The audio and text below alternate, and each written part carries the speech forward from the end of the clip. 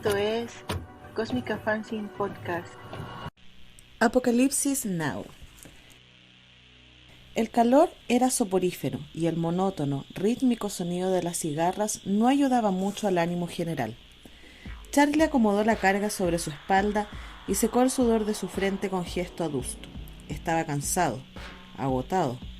El resentimiento mordió sus entrañas cuando sus ojos se encontraron con la figura de los supervisores que se paseaban por el borde del muro, observándolos desde arriba con la barbilla en alto y la fusta en la mano. Ellos, pese a ser tan esclavos como los obreros, conocieron el sabor del poder y se embriagaron con él, convirtiéndose en los enemigos de sus hermanos y hermanas.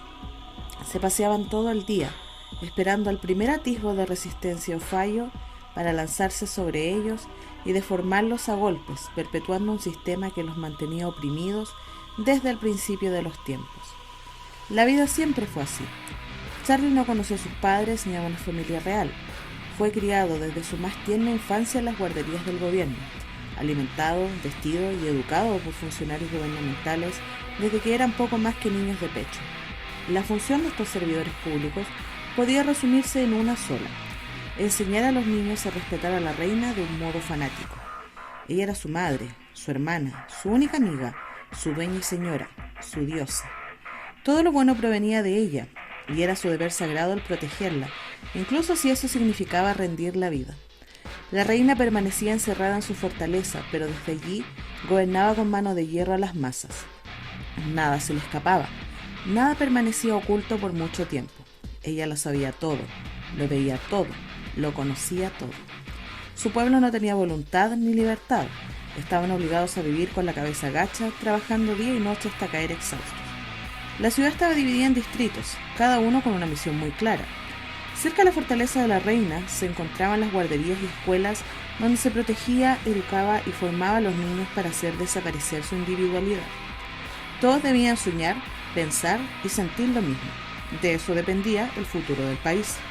En los círculos intermedios vivían los soldados, genéticamente modificados para ser más altos, más fuertes y más agresivos. Ellos cumplían la honrosa misión de proteger a la reina y a su corte, y a la vez de mantener el orden establecido y reprimir al que se atreviera a alzar la voz. Luego estaban los agricultores.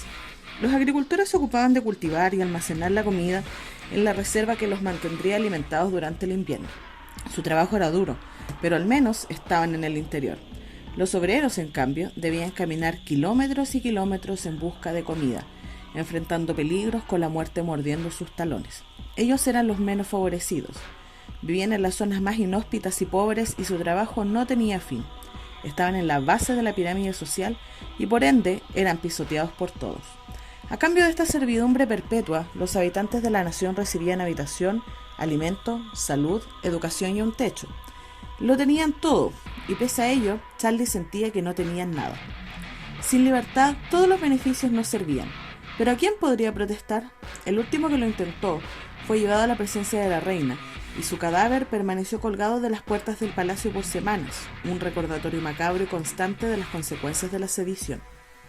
La reina organizó un banquete el día que quitaron el cadáver y las masas oprimidas celebraron la muerte de su compañero, porque gracias a su estupidez, todos comerían al fin hasta saciarse.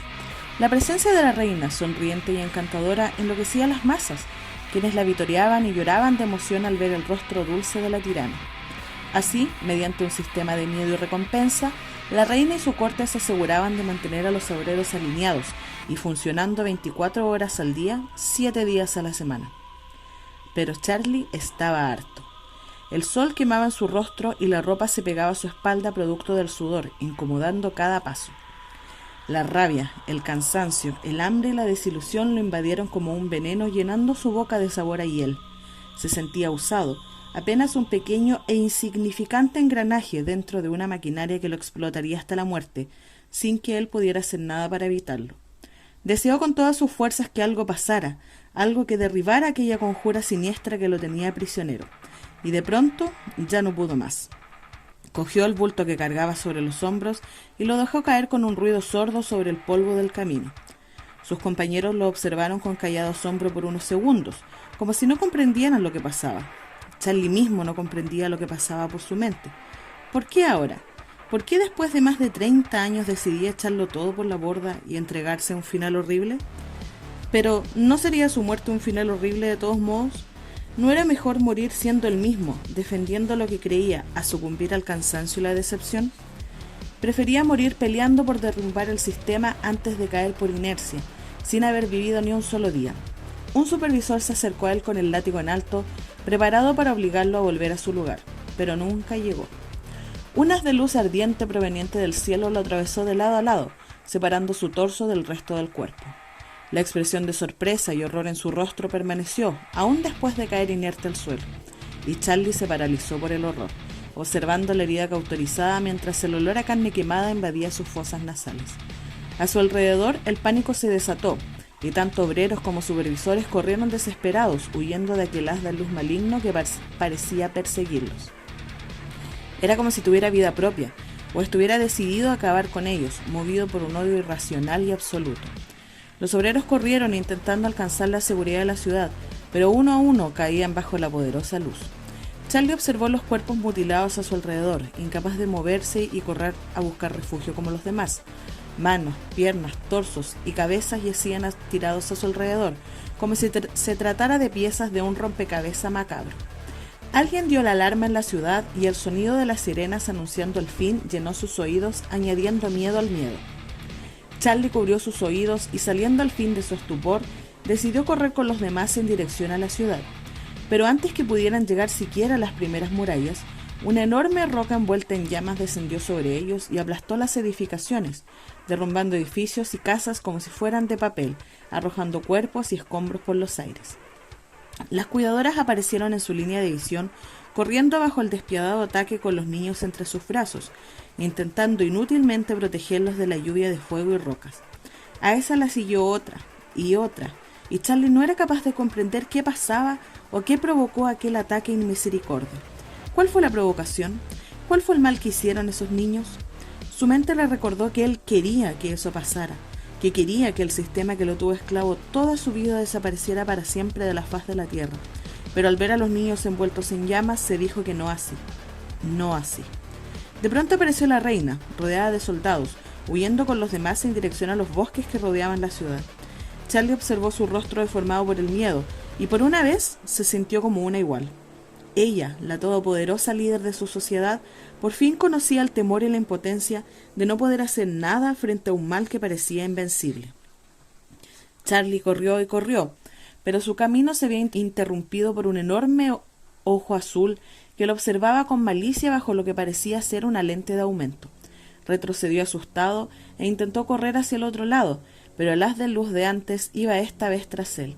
Sus pulmones quemaban debido al cansancio y sus pies se resentían, pero de nada valió su esfuerzo. Antes que pudiera siquiera despedirse de la vida, la luz lo atravesó. No sintió dolor. Fue un corte limpio y el calor del haz cauterizó sus heridas de inmediato. Charlie cayó al suelo con un golpe sordo y con sus últimas fuerzas intentó recuperar sus piernas, alargándose hacia sus miembros cercenados. Frente a él, la ciudad ardía como una tea encendida, sepultando bajo el fuego siglos de tiranía. Charlie sonrió. Al menos moriría como un hombre libre. Entonces la luz volvió a caer sobre él y la oscuridad lo arrastró. «Matías, hijo, ¿qué estás haciendo?», preguntó Lucía secando sus manos en el paño de cocina.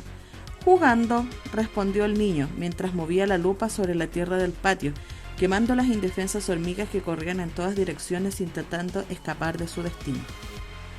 Lucía suspiró, acercándose a él para ver a los pobres bichos siendo calcinados por la mano inmisericordia de su hijo de 10 años. «Deja eso, niño. Las pobres hormigas vivían muy felices hasta que llegaste tú», sentenció arrebatándole la lupa. Matías gruñó entre dientes y siguió a su madre al interior de la casa, dejando tras de sí su pequeño apocalipsis.